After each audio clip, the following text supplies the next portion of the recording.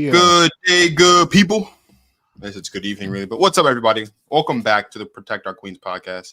I am Dwayne Marcus. I realize I've never done that before. This is my guy, my brother in Christ, my partner in women's basketball crime, the founder of Basketball Society, Martin Sories, repping the Notre Dame basketball shirt. I'm glad. Thank you for acknowledging. We're not going anywhere. We ain't going nowhere. For me in the comments or my girl Hannah. I'm still riding with Hidalgo. I'm still riding with 3. I was not surprised by what went down against Michigan. I said that would be one of the first tests against a real team to see if Notre Dame was going to be any type of competitive this season. So not a great sign, but like I said, Hannah's, and yeah, I wasn't surprised. So stop coming for me. I'm still riding with Hidalgo. Don't even try it. She's the opening face on the intro, which you guys will see here in just a second. If you are watching from Threads, please don't forget to fill out that nice little bonus we put out there on the Threads today talking about the show. If you are not here from Threads, go over to our Threads, Protect Our Queens _. Look at that bonus, come back and do it, and you'll get what I said you would get on there. So, all right. Speaking of surprising games, right? Because that was surprising to some, maybe not surprising to other. Haven't heard from this guy in a while. Nick Andre. Man, I was thinking about Nick with the Tanaya Lats and stuff, and South Carolina. We talked about it more last week. We're talking all UConn tonight, people. So buckle up for some serious UConn talk tonight. But hey, I was just thinking about you, Nick. Man, hope you're doing well, bro. We gotta get Nick on the pod so we can talk about how he thinks Tanaya's been doing so far. Yeah, we do need to chop it up with him soon, very soon. Yeah. Also out here, Goat Fam 393. This is what's up, y'all? What's up, man? Armand, my guy. It's one of my high school teammates, man. State champion. Yeah. That's right. I taught that boy how to win. I taught some people how to win, Marcus. I taught some people how to win. You know what I'm saying? Color TVs were invented. So look, I mean, right. Notre Dame's loss to Michigan was maybe surprising, but you want to know what was really surprising, Martin? There are 3 games we got over this last week that was really, really surprising. For starters, Navy's women's basketball team beat Florida the other day. Mm-hmm. West Virginia beat Duke with 5 players because there's a big kerfuffle and a bunch of people got booted from the game. They won that game with 5 players.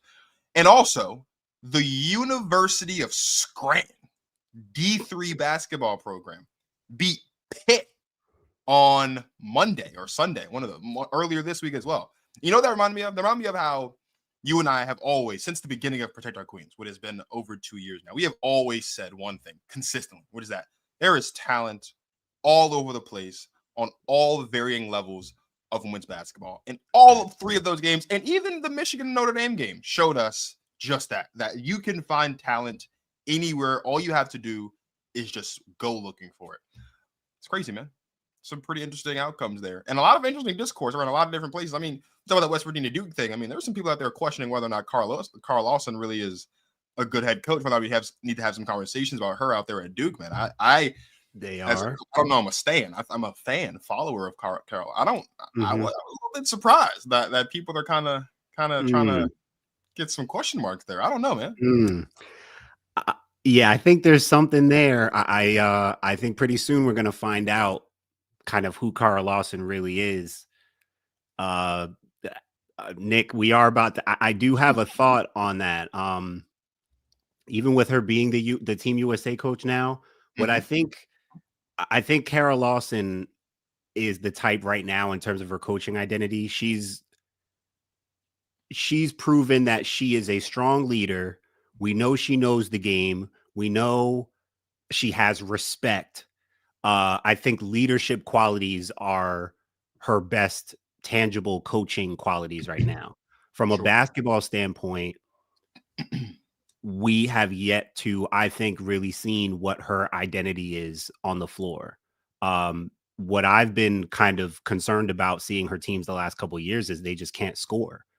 And my takeaway from this West Virginia game, where, I think it's easy to say, Duke had a bunch of players get ejected, but the score at halftime, and I think the scuffle that happened was like right at the end of the first half. The score at halftime was like 23-21 anyway. Yeah. So The last few years watching Kara Lawson's teams, and we can talk about personnel. The players you have always matter.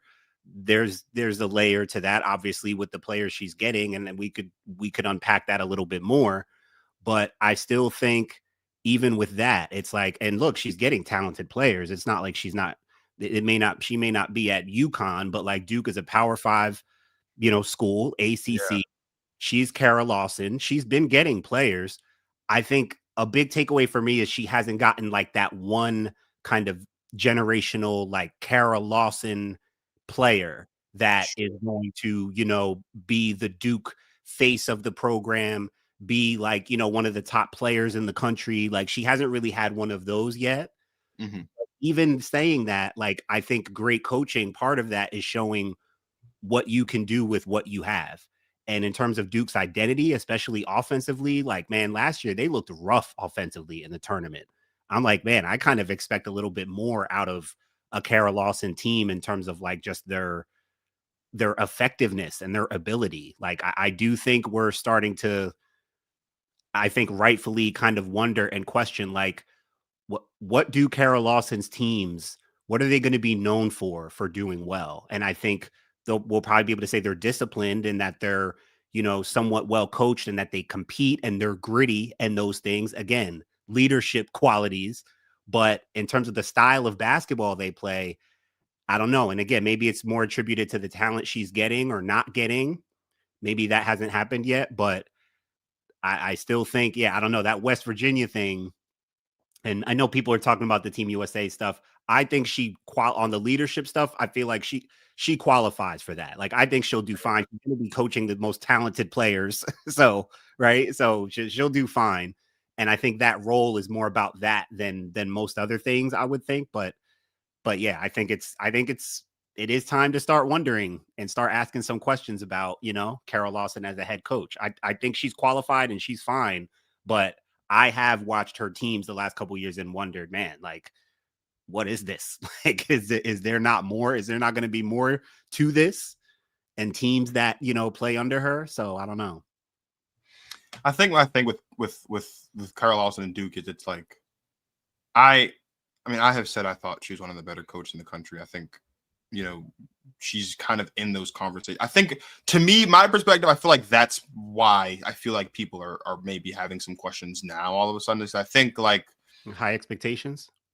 I think so. I think it just her name and like the qualities that you bring up about her puts her in rooms and in conversations with coaches who also have talent on the floor that supports their resume. You know what I mean? Like, Yeah.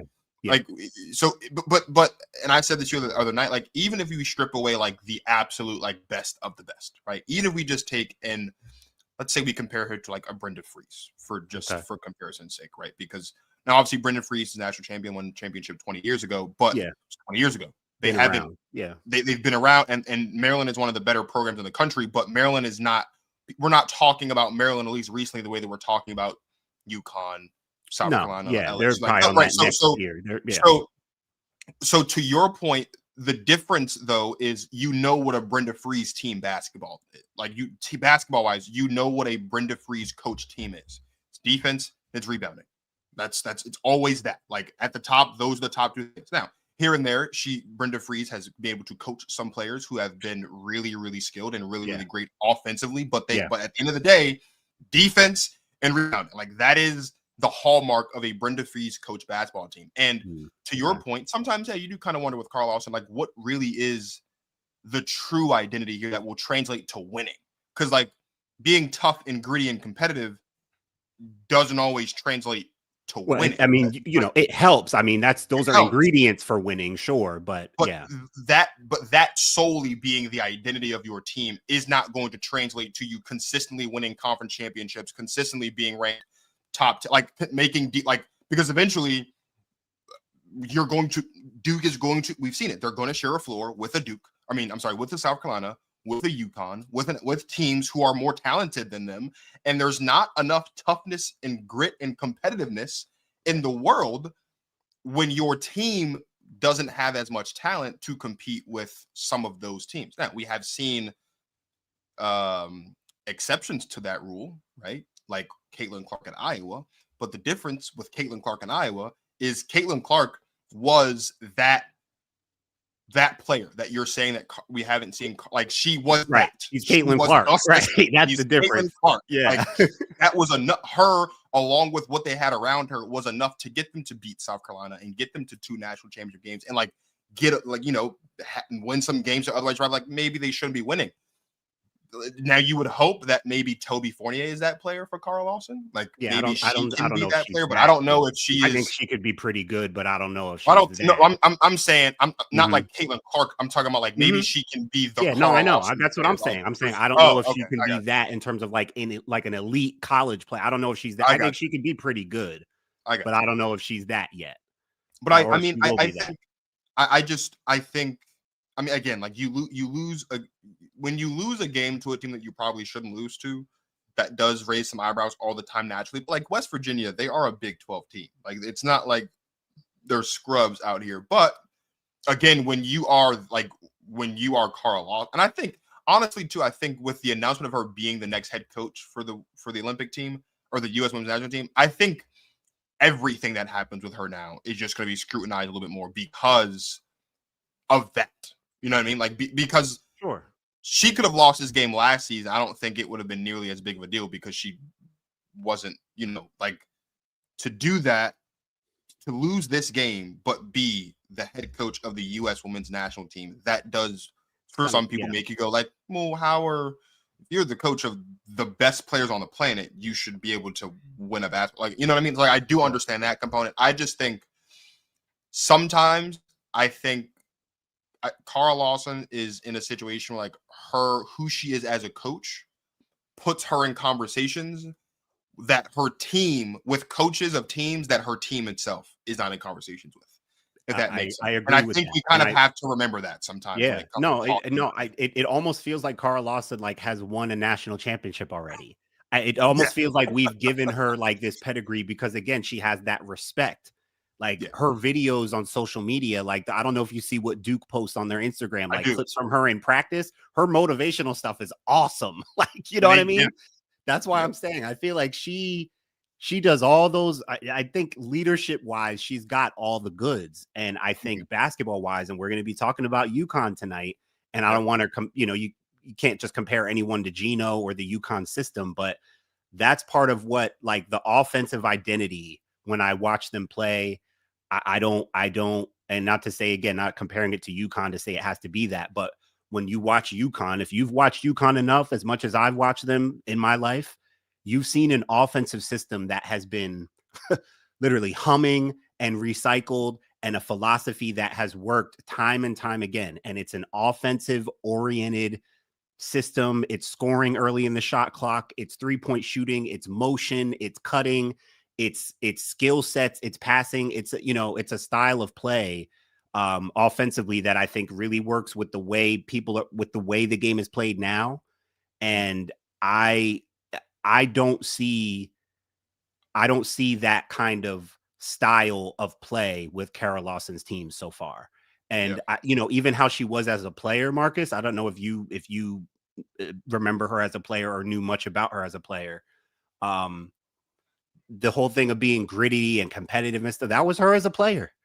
That was her as a player too. She hit some big shots. She was almost like a Derek Fisher type, like a Derek Fisher of the WNBA. She was just a big shot maker, like very confident, like very, very good college player at Tennessee. But even in the pros, in the W, she was just one of those respected, presences on the floor as a guard.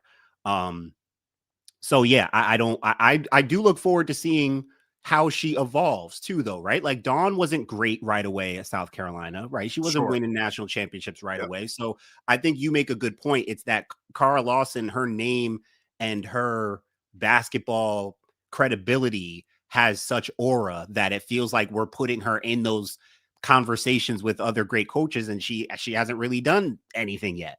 I will say her recruiting class this year wasn't even ranked like top 20. She's supposed to have like a top 2 recruiting class coming in next year. I saw she has like a couple of the top 20 ranked guards coming in, none that I like know about specifically, but we'll see if her recruiting classes can even develop and improve, and see if she can like land one of those really special individual type players that can help define her coaching style and Duke's program going forward.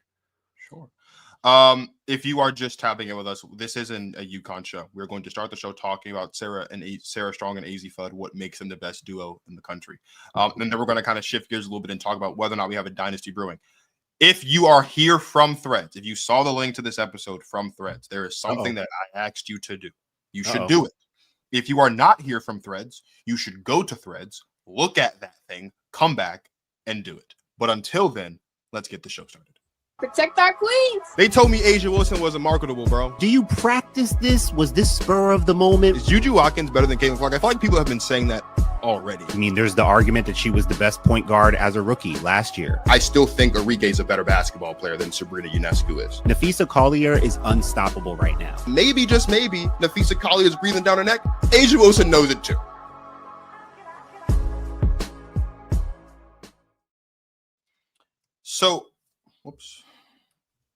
So let's talk about Sarah Strong and Azzi Fudd, because I feel like, I mean, you and I had the conversation last week, top of the season. We talked about what made Sarah Strong the best player in the country.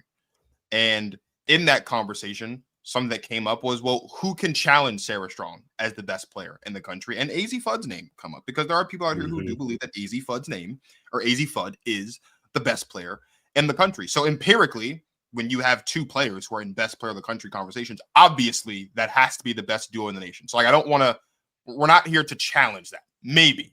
But so, yeah, it seems like simple math there. It seems like simple math. I teach math all day. It seems like if you've got two of the three best players in the country, you should have a top three, best duo, whatever. I don't know. But you're like, I would like to know from you. I told you before the show, I do have some comparisons I kind of want to make. I kind of sat on a little bit. I'd like to get your thoughts on it. But I want to hear from you first, though. Like, what is it about Sarah and Azzi together that makes them unique, that makes them different, and that makes it so that if they're not like definitively the best duo in the country, they're at the very least in the conversation as one of the best duos in the country? A couple of things I will say. Number one, I'm not taking away from Azzi when I say this, but I am going to say this outright.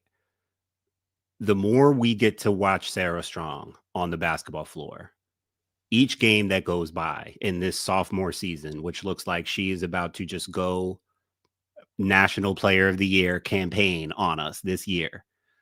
I saw Sarah Strong is the first player this century, so since the year 2001, to average 20 points, to average at least 25 and 5 through the first 4 games for UConn.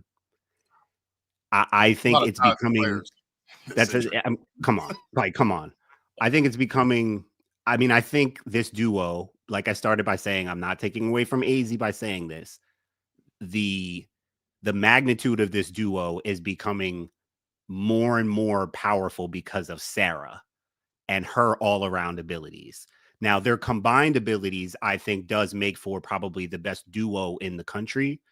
And what I'll point to is the same thing I pointed to with their big three last year with Paige. The same thing applies, and even more so because Azzi's the strongest shooter out of the three. It's their combined shooting ability, bro. And shooting is the number one trait when you look at Azzi Fudd, of course. Not that that's the only thing she does well, because it's not, but that is that's what her game is kind of defined by, is her shooting ability, and her movement, and she has great feel too, and great awareness and hand-eye coordination. She's got that stuff too. But Sarah's impact on the entire game is just getting crazier and crazier.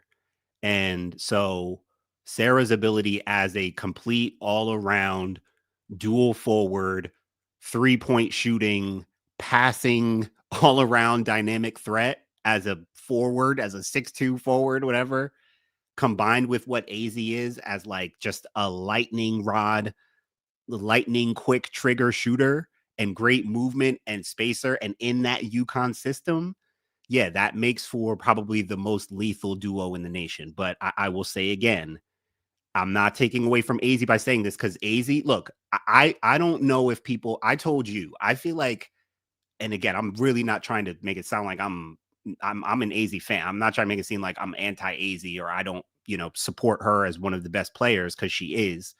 But I don't know if so many people, especially with Sarah being her teammate. I don't think as many people are going to be vouching for Azzi Fudd as the best player in the country outright. I mean, I think it's known right now, if you're following women's college basketball, who the best player in the country is.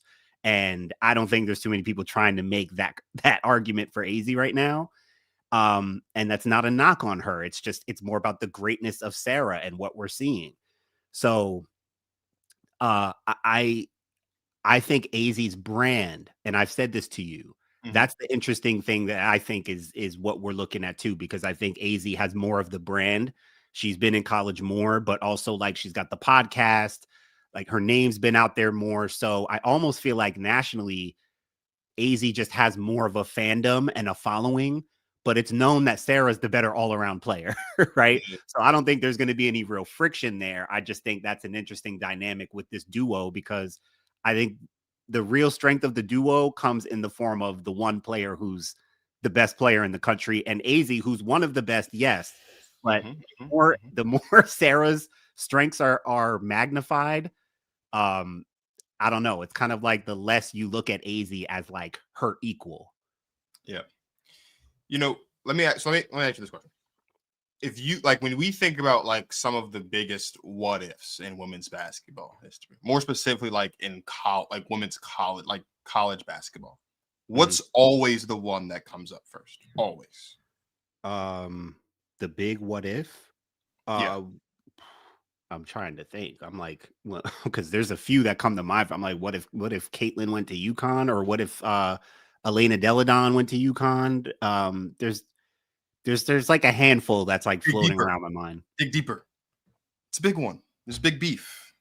Big beef. Candace and Gina. What if Candace Parker went to UConn? Right. That is a conversation that everyone asks. Okay. I feel like we're seeing what happens if Candace Parker went to UConn in Sarah Strong. I remember when we were reacting to Candace Parker retiring, and the one thing that you kept mentioning is like Candace Parker, like what made her so great and why I thought she was the GOAT until number 22 in Las Vegas showed up is because she did everything, right? Like she was the quintessential do it all for. Like that's who Candace Parker was, basketball player. And Sarah Strong is that. Like, yeah, she 25-5 for the first time in the first 4 games in UConn history. And you have to, like, and when you think about the names that have played for UConn, Paige, Sue Bird, Diana Taurasi, Brianna Stewart, Nafisa Kali, like it is a who's who of women's basketball history. Yeah. Hall of Famers. Like I remember when they were at the national championship game and they had all these former players, and every lower third was like Hall of Famer, or they would say on the broadcast and future Hall of Famer. This is like a who's who of women's basketball. But like Sarah Strong, bro, is something that you and I have had a lot of conversations about, like unicorns and how special they are for women's basketball, both college and the W. But like I feel like Sarah's like a unicorn. Because I don't know how many players I've seen remind me of 2 different unicorns at the same time, right? So you got the Candace Parker, like the quintessential do-it-all. Like we have seen Sarah, post up. We've seen her hit mid-range shots. We've seen her run the floor. We've seen her facilitate out of the post, running the ball, like bringing the ball to the floor. Passing. Did you see the passes against Ohio State? Did you see have you seen like the clips from that game? I've seen a couple of clips from that game. Yes. Bro, did you see any of those passes? Did you see the full court, like almost damn near full court bounce pass she made to Sarah Williams on the other end? Did you see the passing? It's something we haven't seen. Yeah. But so there's the Candace Parker component. The other component of it that I think, and this is kind of where I think I'm interested to get your reaction to it, is you almost have in it as well a mixture of Brianna Stewart. Now, one thing you said about Stewie a lot is like Stewie was always kind of like a clumsy, kind of awkward. Like Stewie is not a physically dominant presence. Like she's not out here she has never been just out here physically overpowering girls. But Candace Parker, it wasn't until like later in Candace Parker's career where the perimeter aspect of her game really started becoming more prevalent, just because of various different things and like kind of how she was playing and the team she was playing with. But like the shooting ability for Sarah Strong to just pull up from the perimeter, catch and shoot, like second nature, and there's no hesitation, and you have to respect it. It's like the mixture of those. What was my adjective for her shooting touch? What was my adjective? Feathery. There's Feathery. the feathery shooting touch. Only certain people have the feathery. There's only shooting certain touch. players that only have certain people. You can say nice, you can say soft, you can say feathery is a different level. I look at Sarah Strong and you're right. I'm inclined to agree with you that like maybe the reason why we look at Sarah and Azzi as like the best duo in the nation is because of Sarah more so than Azzi, not to disregard what Azzi does, but like there are a lot of duos that we've seen, over time that kind of have that same vibe where like it's really just because of the individual greatness of this one player, but that doesn't take away from the individual greatness or individual eliteness of another player. I think from a like play style standpoint, they just mesh so well together. Yeah. Like they mesh so well together. And I think one thing that I was interested in seeing out of them coming into the season is now that Paige is gone, because Paige was kind of the connector or like the glue to the two of them that kind of held them together and made that trio so interesting and so dangerous, is, well, what are they going to look like by themselves? And Sarah Strong still looks like Sarah Strong. Azzi Fudd still looks better. like Azzi Fudd, and she's better. But like there's nothing like taking like there's nothing where like obviously Sarah Strong is better than she was last year, but fundamentally what Sarah Strong's game is today compared to what it was with when Paige was there hasn't changed. It is still the same game fundamentally. And we've seen sometimes where you have a big three, you take a player out, and then the two that are left, they don't click the same. But Sarah and Azzi are still clicking the same. They still look as dangerous. Like Azzi Fudd is still Azzi Fudd. She is still one of the better shooters in the country. Sarah Strong is still Sarah Strong. She is still the best player in the country. And defensively, when you have two players who are as good as they are, a player in Sarah Strong who is as versatile as she is on both sides of the ball, like how are you stopping that?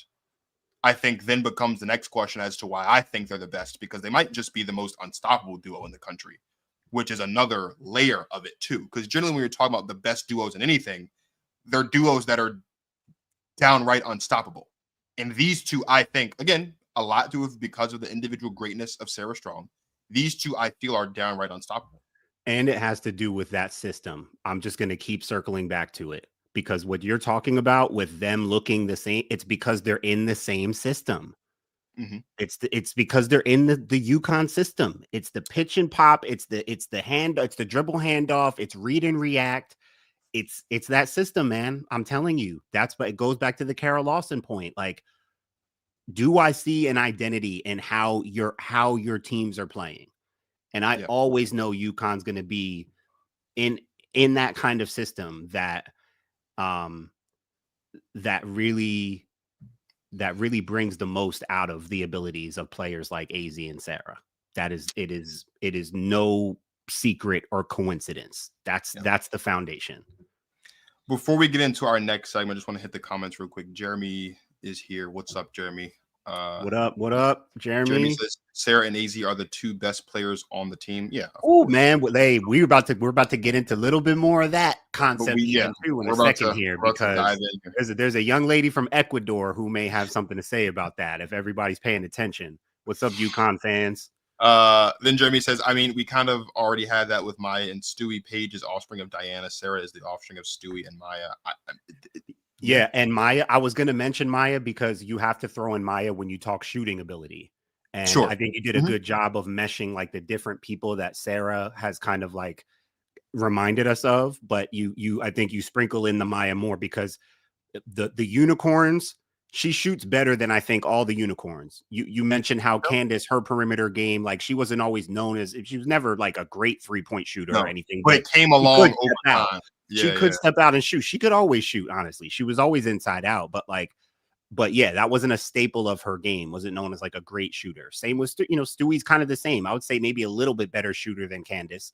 Now, Sarah, what I look forward to seeing is if she expands even more what she does off the dribble, getting shots off. Because that's where Maya was more of a guard, like off the dribble, getting shots off than Sarah is as a forward, where I think most of hers are like she'll hit you with the up fake one dribble, but I think a lot of her stuff is mostly like catch and shoot. What's wrong? Why are you reacting like that?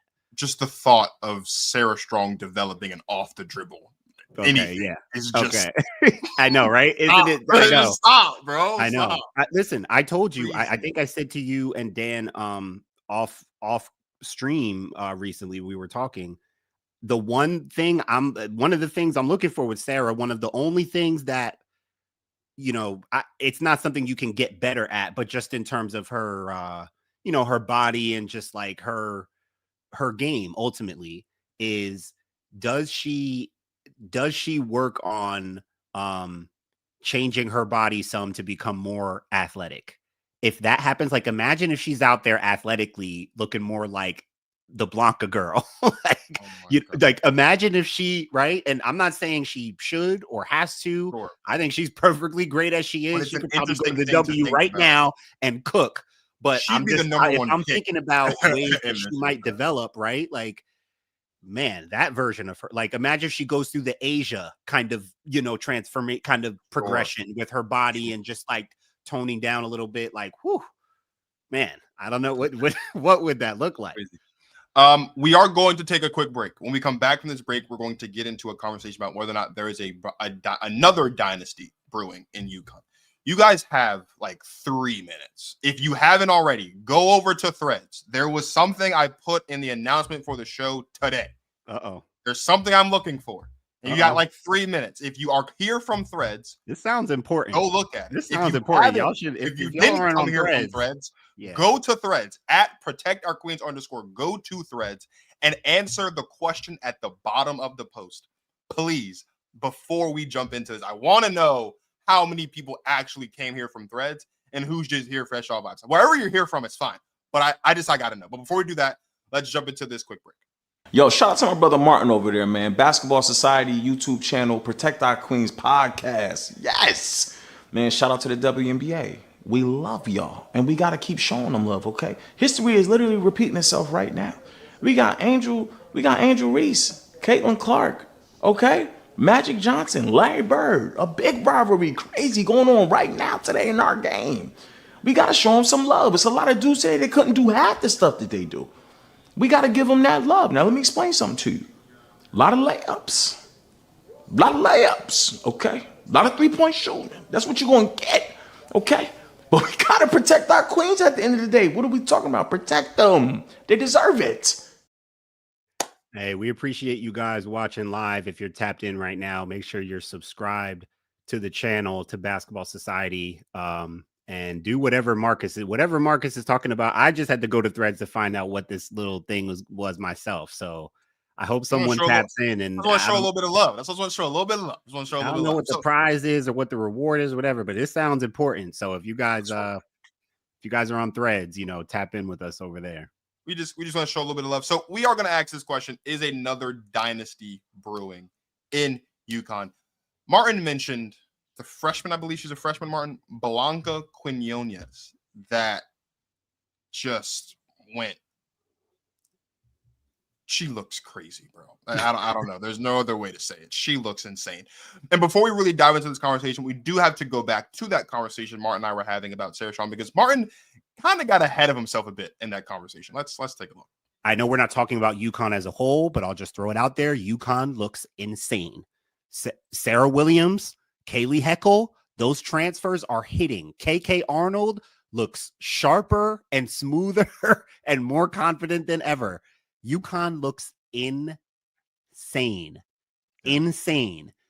Sarah Williams next to Sarah Strong, that's going to give everybody the fact. Sarah Williams is part of what's going to make this year so smooth and almost easy for Sarah Strong.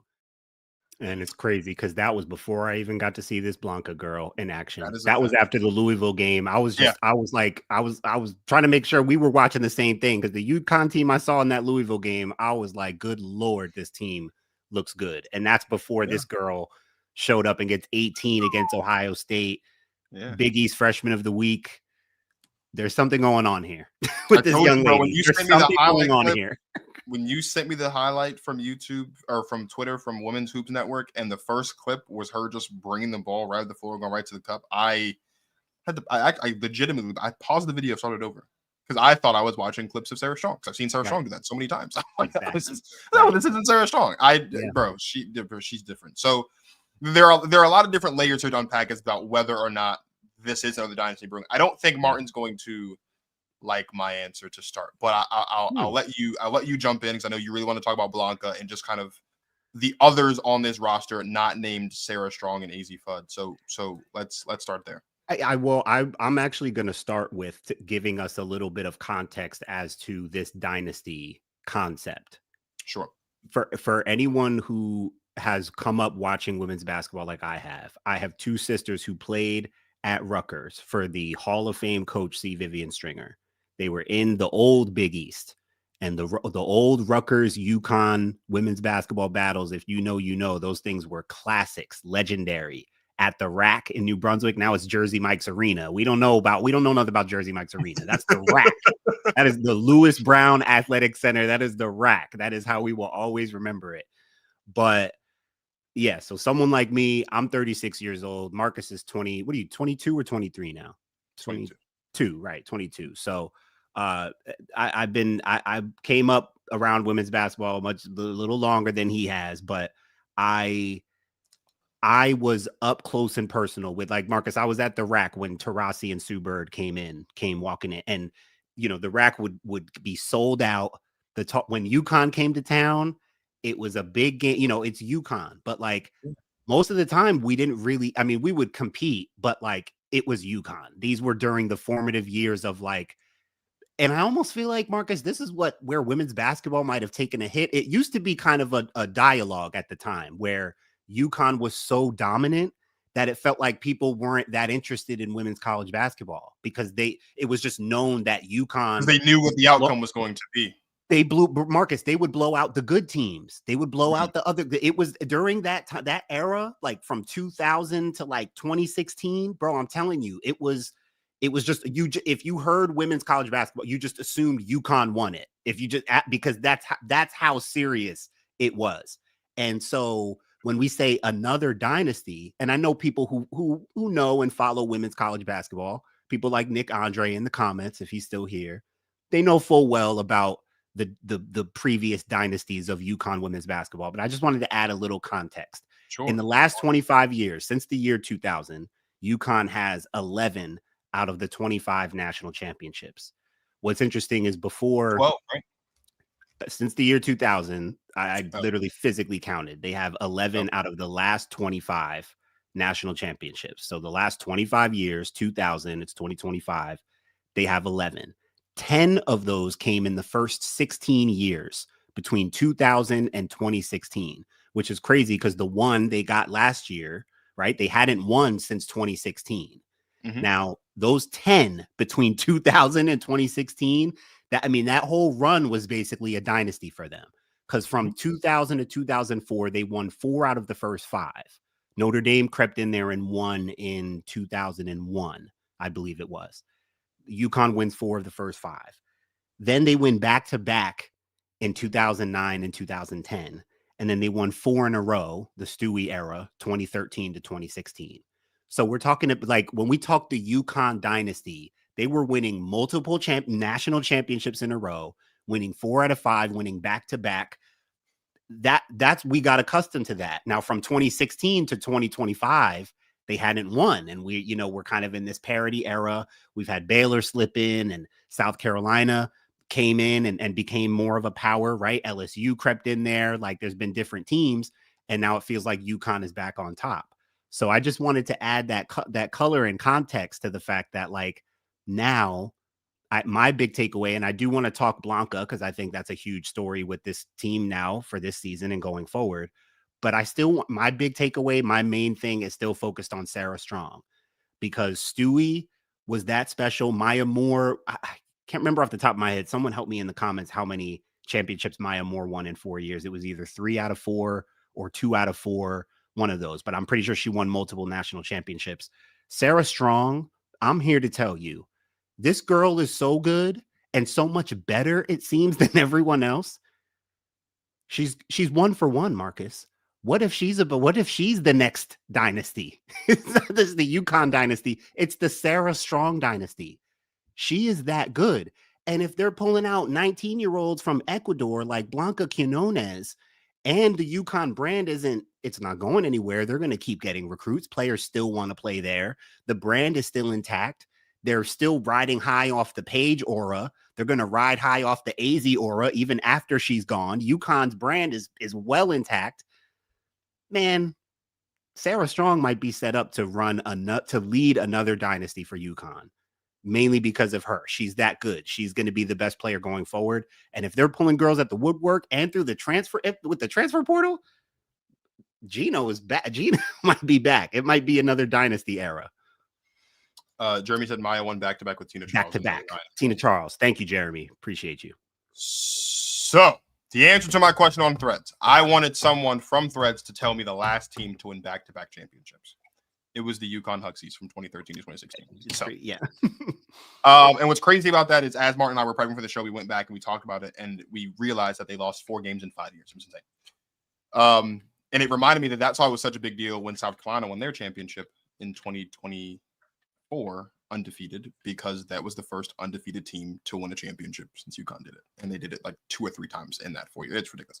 So the question is there another dynasty brewing? And I feel like this is where, I think it's a big one, but I feel like this is where the difference in age is going to show a bit for Martin and I, because I think Martin's crop of sports fans has a different definition of a dynasty than my crop of sports fans. And that is probably because in my lifetime, 22 years I've been alive, there's not been many dynasties.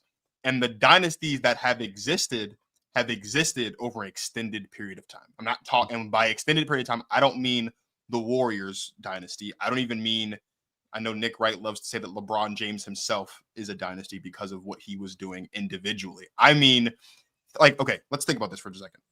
You said they won 10 championships in, 16 years, but they have 11 of 25. So in 25 years, you won 11 championships. Yeah, and I think 12 is the total. I think they have 12 total, and that's the record. They have 12 total. Yeah, I'm pretty sure 12 is the total amount of national championships they have. So they've won 11 of 25 since 2000.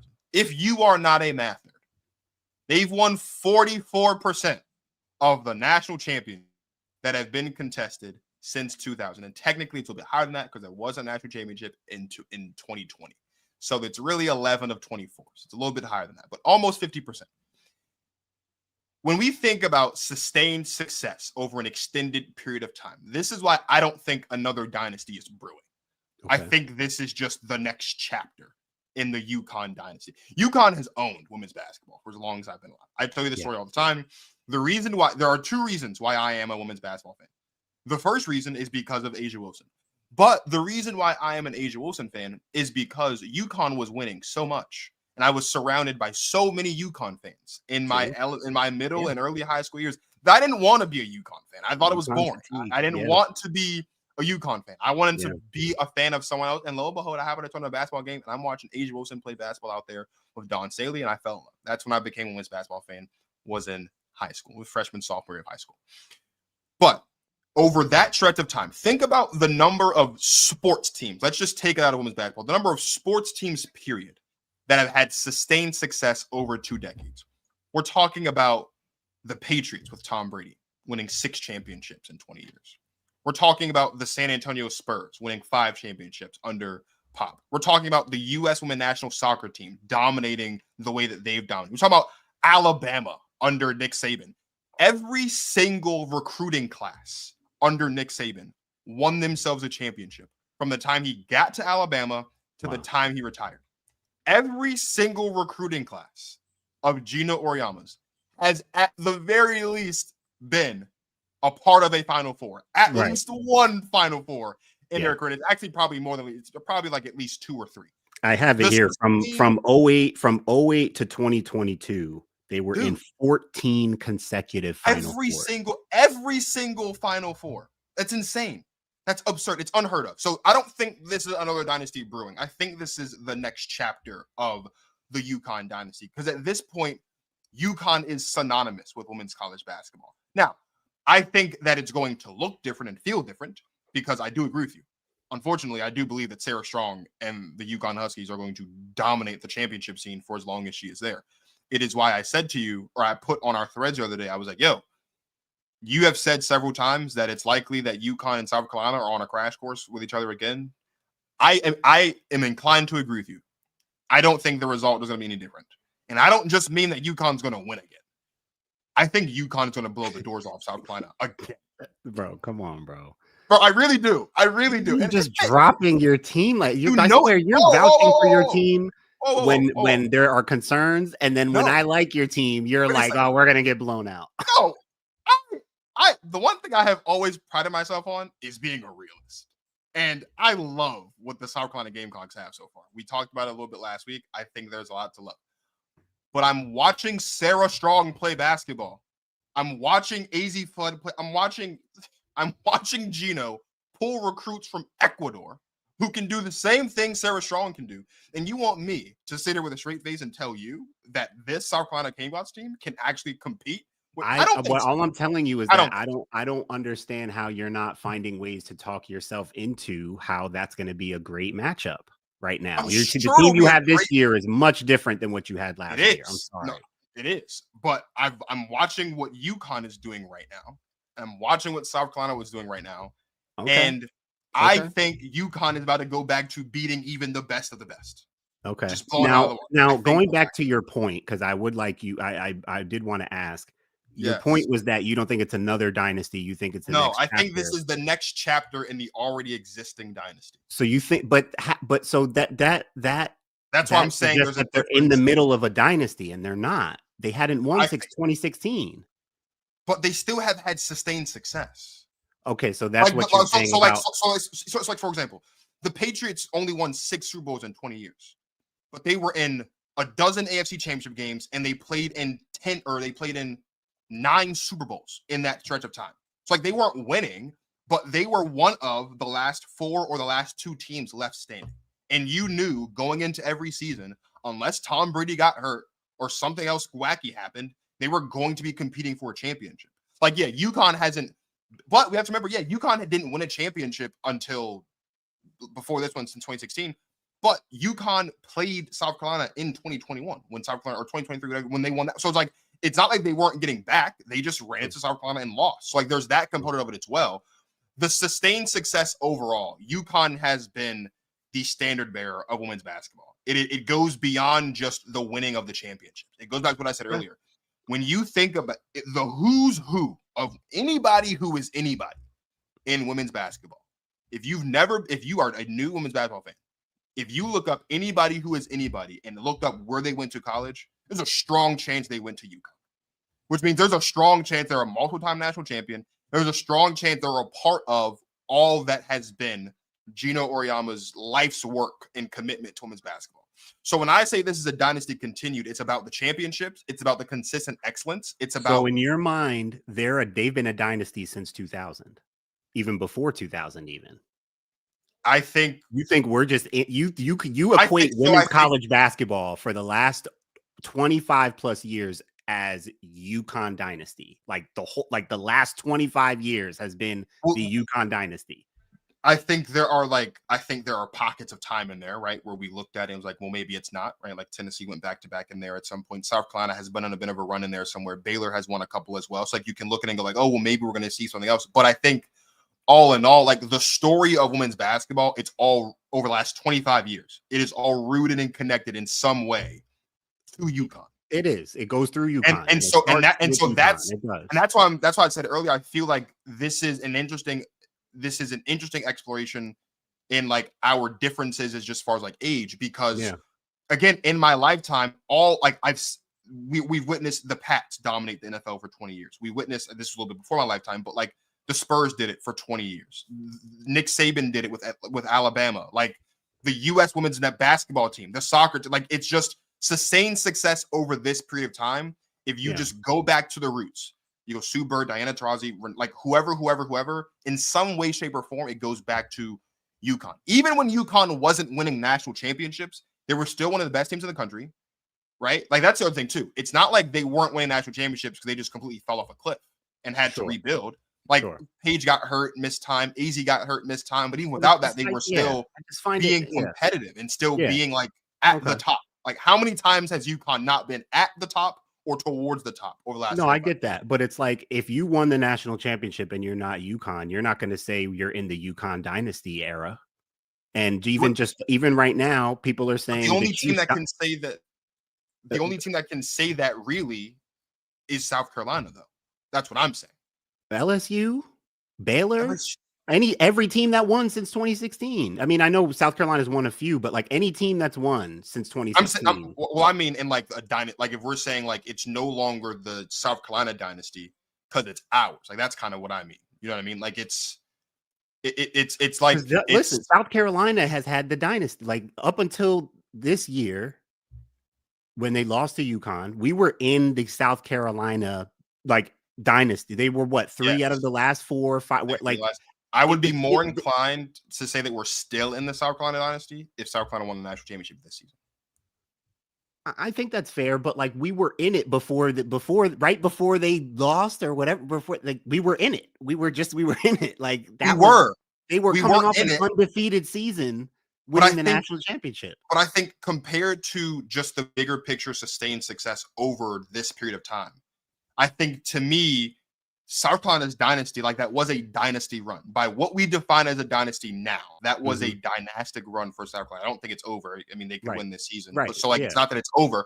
Yeah. But all I'm saying is like in the bigger picture. So for example, so back to the Sarah Strong thing. Let's say that does happen. Let's say Sarah Strong does win the next 4, right?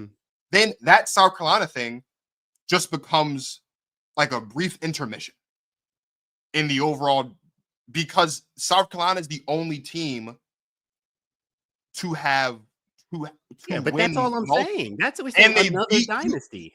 But I think the other reason why I'm saying South Carolina has a stronger case to that, to like say other teams, is because South Carolina beat UConn to win a championship at some point. So like I think that's a part of it as well. Like these other teams, as far as I know, I know for a fact, none of the other teams beat UConn to win a championship. Like that's the other component of it as well. For me anyway. I'm not saying I'm not saying any other team has had a dynasty other than South Carolina. I'm just saying when LSU won in 2023, it was not the UConn dynasty anymore. We had been out of the UConn dynasty for years since they last won in 2016. And I get your point about like sustained success and still being in the Final Four or still playing in the national championship, but it feels more like the dynasty when you're in it. Like right now, people have had the takes about the Chiefs, like the Chiefs dynasty is over. They're only saying that because they're saying they don't think they're going to win it this year, or they might not even make the Super Bowl this year. So they're saying like, okay, the dynasty is over. The run is over for now, like it's over for now. It may start up again or something. And that's my argument here, is that the UConn dynasty has not been what it was from what I started out by saying from 2000 to 2016, as far as winning. And I think you did make a good point in our difference in definition, because to me, the dynasty is winning the championship, multiple championships, right? 2 back-to-back, or 3 out of 4, or 3 out of 5. That's dynasty. Let's say, for example, just for argument's sake, UConn won last year. Let's say Sarah Strong has this year, next year, and the year after that, so 3 more. Let's just say UConn and South Carolina make national championships until Sarah Strong retires. How does that become characterized? Is that still characterized as South Carolina's dynasty, even though UConn won? Say that one more time. What happens when they play? That Sarah Strong beats them every time? So let's say, no. So we're saying, because earlier we had said it's possible that Sarah Strong can win every single national championship for the rest of her career. Right. This one next year and the year after. Right. And if you're saying that we're currently in the South Carolina dynasty, even though, or maybe I'm saying no. Are you saying we were in the South Carolina dynasty? We were in it right before they just lost this year.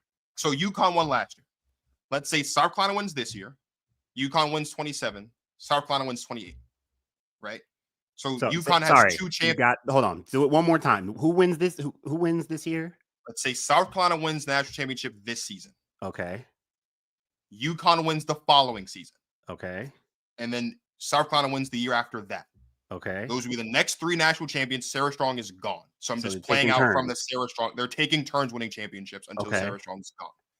How then is the time from South Carolina's first national championship to 3 years from now, assuming they've won 2 more championships, how then is that characterized? Neither one will be a dynasty.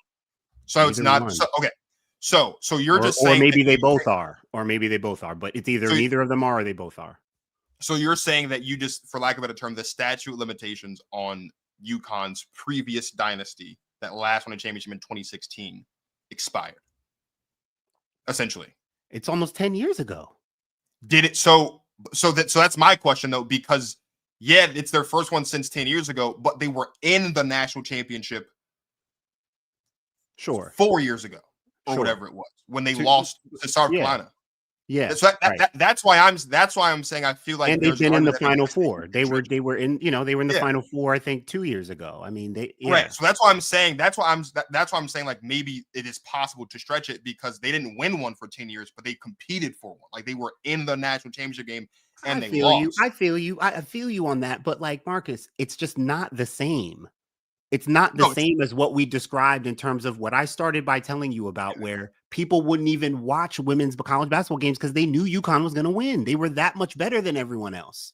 Yeah. So I'm not saying they're only in their dynasty mode when they're that much better than everyone else. I'm just saying we've been in UConn dynasty eras when it's just felt like they were that much better and they were just winning everything. And if we're comparing, like, that's not what was happening from 2016 up until this year. Yeah. So it hasn't felt like, yeah, UConn is still the biggest brand. They're the Lakers, they're the Cowboys, they're that of the women's college basketball, whether they're winning the national championship or not. They're usually, they're always in the tournament, usually at least in the Sweet 16, probably in the Final Four. Yeah. So like sustained success and they get credit for that. But dynasty only comes when you're the one at the top that's running the thing. Right, like consecutively, and they took a dip, they took a backseat. They weren't that. They were still successful, still UConn, but dynasty comes from if Sarah Strong wins 3 out of 4 in her career, right? Or if she runs the table and messes around and wins all 4, that will feel we're back in another UConn dynasty. That's what that will feel like. Jay says a dynasty is winning at least 3 natties within a 5-year period with a repeat included within that time. Come on, give me a repeat back to back. I need that. I've done this. Tennessee, all of them. UConn 0204, UConn. Facts. Yeah, but again, like you're looking at UConn 02 to 04 and then UConn 12 to 16. Those are 1, 2, 3, 4, 5, 6, 7. Those are still 7 of the 10 that they won in 16 years, though. So then the argument then is still that the other championships that they won that weren't back-to-back are still included in that initial iteration of the dynasty, is what you're saying. Yeah. Like because it's 10 and 16. Right. 16. So it's almost the same as like how we thought the Warriors dynasty was done because they were picking in the top of the draft for 2 years and then they won another one. It's like, I don't want to turn this to like a men's basketball thing, but just for like comparison purposes, is that entire 8-year stretch from 15 to 22, that's a dynasty to you? Or no, because of the 15 to 22. No, that's when the dynasty was not a dynasty. That's what I'm saying. So the dynasty ended after 18 when they lost to the Raptors. Oh, sorry, you're talking Warriors, not. I'm talking the Warriors. So I'm just trying to get like the comparisons of I got dynastic run because this comment is breaking up even that 16-year stretch that you gave into 2 separate ones. Yeah, but originally we were saying that it's all a part of the same thing. That's why I was just kind of like asking for like comparison. Like I don't I don't know. I feel it for me. Things change so much year to year, but no. So Warriors, they won in 22 against the Celtics. They hadn't won since. But they hadn't won since 17, 18. 17, 18, in the finals in 18, 19. Like, bro, you're telling that's a separate. It's not even part of the dynasty for me. Yeah, I got you. No, that makes sense. But that's what I'm saying. That's I think. When it comes to dissecting the UConn thing, yeah, sure. But I think that's what would be interesting is I think that's what I was saying earlier. I think there are going to be a lot of people closer to your age range that will feel that way, that those are 2 separate things because of the types of dynasties that you were seeing, right? Yeah, you were watching Jordan three-peat, take 2 years off, and then win 3 more. You know what I mean? Like those, they were very, like if you were on top, you were on top consecutively and then no more. Whereas, like for us, like for my generation, it's like everyone says the Patriots is the greatest dynasty or one of the greatest dynasty in sports, but it's 6 titles in 20 years. But then you're factoring in like, well, the AFC Championship appearances and the 3 Super Bowls that they went to and lost, like all of that other stuff. So I think it just kind of depends on the lens of sport. But I don't want to get too far. I mean, we're already at an hour. I don't want to keep you too much longer. I know you really want to get into Blanca and all that stuff. So I do want to make a quick point on Blanca. Yeah. what I've read up on how Gino's talking about her and messing with her, right? Like clearly he's starting to pick on her, which means that he thinks she's special. She's 19. She played a year of pro basketball in Italy. There's a reason why she looks like a pro, is because she's played a year of pro in Italy. She's 19. She's a more mature, put together freshman than we might be used to. It does seem she's still pretty raw, but it seems like the type to be putting things together quickly. I wanted to point out and just make this quick point on this, because this goes all the way back to the UConn system, Gino's approach, and it speaks to a conversation I've been having with people. It relates on the NBA side to a podcast episode I put out on my show on the channel about the Minnesota Timberwolves needing to activate Rob Dillingham and Busy Bones a little bit more. Sure. There's a correlation there, and I'll explain it in a second. Just, it's interesting seeing the quotes from Gino on Blanca, because his infamous quote right now that he makes fun of her for, and that apparently they tease her for in practice. He says that she said he says she leads the free world in turnovers. He literally just makes fun of her for how much she turns over the ball. Gino quotes are literally like sensational, bro. The way he like pokes fun at players is second to none. Leads the free world in turnovers. Like, who talks about their player like that? Like, I don't, that stuff is just hilarious to me from God. Gino, but he's poking fun at her from her. Apparently she's pretty turnover prone. She had 5 turnovers in that game against Ohio State. Apparently it's a real thing that she knows, she's conscious of. It's something that she has to clean up.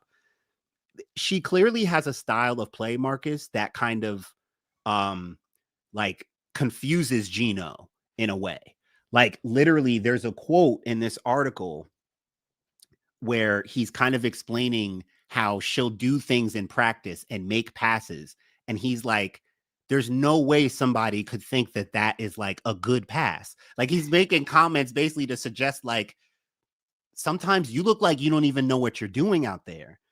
But the quote that really stuck out to me that I wanted to just say something on, where he said, actually, I screenshotted it so I could read the whole thing because I had a piece of it, but it's like, I got to read the whole thing. He says he's talking about Blanca and coaching her and like figuring out her nature. It's going to be a little bit of a battle. Like, I know this is how you play, but this is how I coach. So we're going to have to meet somewhere in the middle, but I wouldn't take anything away from her. I wouldn't tell her to stop doing this or stop doing that. Not at all.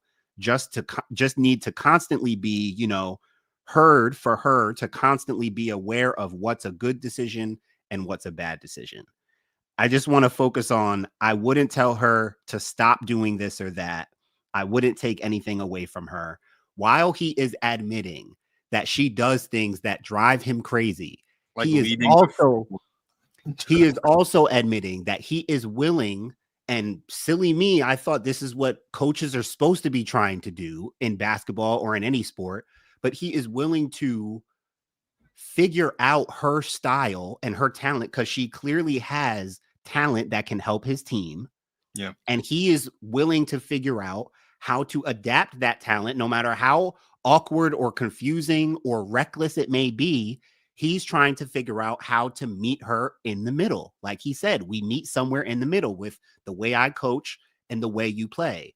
And that's why, Marcus, another reason why another dynasty might be brewing, because if he's breeding this girl now to be, and she's going to be playing with Sarah Strong, presumably for the next 3 years, right? Mm-hmm. Who knows who else is going to be coming up the ranks to join them. So we know Khalees Fisher is already there. She's barely playing. She's not getting many minutes yet, but she's there. Yeah. Eventually she'll come on. Like that's why I'm thinking about this dynasty, because this girl Blanca is changing the whole narrative around this team now. My comments in that clip we played earlier in the show after the Louisville game, I barely even saw her in that game. I didn't even know about this chick until the Ohio State game. And my cousin was texting me like, yo, who is this Blanca Quinonez girl on UConn? She is running around going crazy right now. I'm like, bro, she's a freshman. I didn't even know about her. Turned on the tape, mind blown. So I wanted to point that out from Gino's coaching. It's his coaching, his approach, and his system that is going to makes girls like this start to thrive and become powerhouses, right? and that's why he may be back in dynasty mode. Hey, that is fair. That is reasonable.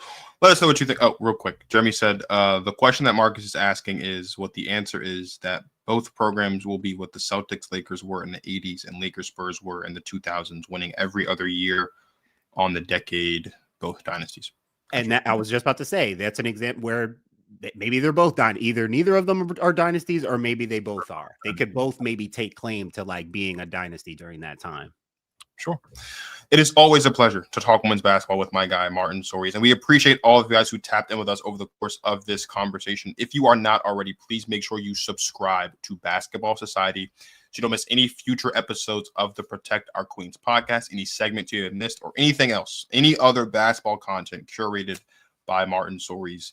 He is a hard worker on this YouTube channel. And Dwayne Marcus. Dwayne Marcus is a content creator and producer for the brand now too. So it's mostly me, but it ain't just me anymore. Dwayne Marcus is out here. He's on the Basketball Society podcast. We're talking about Luka. We got some other stuff on here. If you're not tapped in, you already know.